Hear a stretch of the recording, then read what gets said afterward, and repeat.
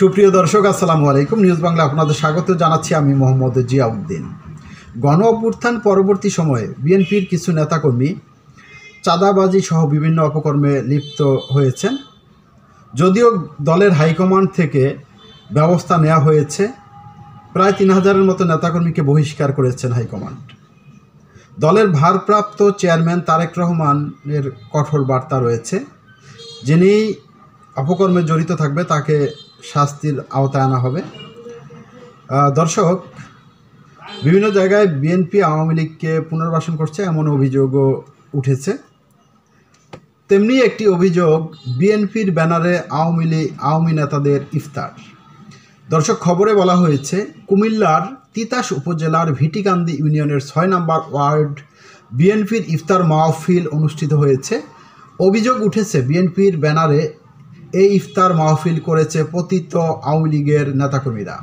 এ নিয়ে বিএনপির স্থানীয় নেতাকর্মীদের ক্ষোভের জন্ম হয়েছে। খোঁজ নিয়ে জানা গেছে, গত ২২ মার্চ ভিটিকান্দি ইউনিয়নের মানিককান্দি সরকারি প্রাথমিক বিদ্যালয়ে ওয়ার্ড বিএনপির ইফতার মাহফিল অনুষ্ঠিত হয়। এতে প্রধান অতিথি হিসেবে উপস্থিত ছিলেন উপজেলা বিএনপির যুগ্ম আহ্বায়ক মোহাম্মদ মাহবুব আলম সরকার।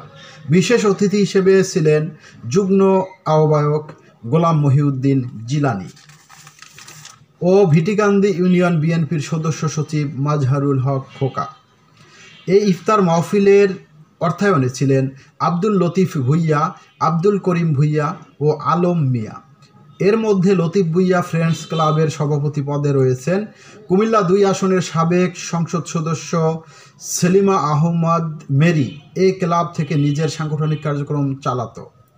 আওয়ামী লীগ আমলে এই ক্লাবকে সামনে রেখে লতিফ ভুইয়া প্রভাব বিস্তার করত, আর আব্দুল করিম ভুইয়া ভিটিকান্দি ইউনিয়ন আওয়ামী লীগের সহসভাপতি পদে রয়েছেন। আলম মিয়াকে স্থানীয়রা আওয়ামী লীগের নেতা হিসেবেই চেনেন।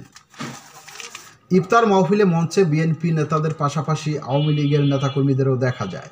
মাহফিলের বেশ কয়েকটি ছবি সোশ্যাল প্ল্যাটফর্মে ভাইরালও হয়েছে। উপজেলা বিএনপির সদস্য সচিব মোহাম্মদ মেহেদি হাসান সেলিম ভুইয়া নিজের ফেসবুক অ্যাকাউন্ট থেকে এক পোস্টে লেখেন, ভিটিকান্দি ইউনিয়ন আওয়ামী লীগের লোকদেরকে পুনর্বাসন করছেন বিএনপির লোকজন। তাদেরকে সতর্ক হওয়ার জন্য অনুরোধ করছি। সতর্ক না হলে ছবিসহ প্রকাশ করতে বাধ্য হব। ফেসবুকে ভাইরাল হওয়া ছবিতে দেখা যায় অতিথি আসনের প্রথম সারিতে প্রধান অতিথি ও বিশেষ অতিথিদের সঙ্গে ইফতার মাহফিলের আয়োজক আওয়ামী লীগ নেতৃবৃন্দ বসে আছেন। ইফতার মাহফিলের প্রধান অতিথি মাহবুব আলম সরকার বলেন, এই বিষয়ে আমাকে কোনো প্রশ্ন কইরেন না, আমার বিরুদ্ধে যা লেখার লিখেন। এরপর ফোনটি কেটে দেন তিনি। এদিকে স্থানীয় বিএনপি নেতাকর্মীদের অভিযোগ, ত্যাগীদের মূল্যায়ন না করে টাকার বিনিময়ে আওয়ামী লীগের দোসরদের পদবি দিয়ে জায়গা করে নিচ্ছে নেতারা। দর্শক, ভালো থাকবেন। আল্লাহ হাফেজ।